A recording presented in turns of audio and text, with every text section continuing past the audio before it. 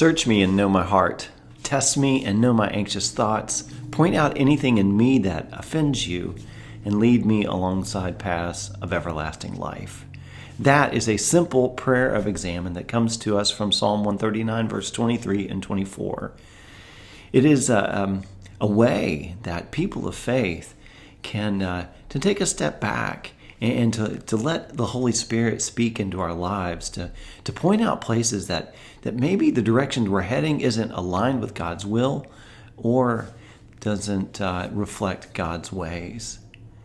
I find it is perhaps one of the most underutilized means of grace in the Christian faith. Maybe it is because we are just too busy, and we forget. And days and weeks go by, and then all of a sudden we look up and we're like, oh, it's something we haven't done and we're not comfortable with, and so we simply don't do it. Or maybe we don't want to sit and reflect because we're maybe a little fearful of what might be pointed out and the changes that would necessitate being made in our lives because of it. Whatever it is, I feel like it is incredibly important that on a regular basis that we are doing an examination of our lives and making sure that if our intent is to follow Jesus, that we're actually doing it. What I found in my own life, if I'll do this regularly, then I'll sense and the Holy Spirit will lead me to see the times where I've gotten off the course. And I found that it's much easier to get back on course after a day or two than after a month or two. Because then you're in another zip code. You're maybe even in another state. You're in a place that you never thought you were going, and the way back becomes really complicated and difficult.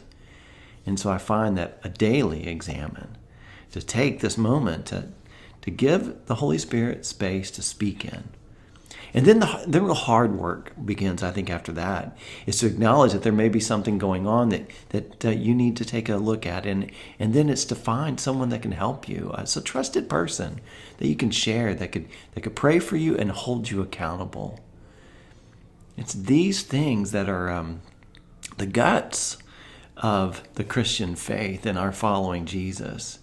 And I find so often they're the difficult things that we just simply don't do.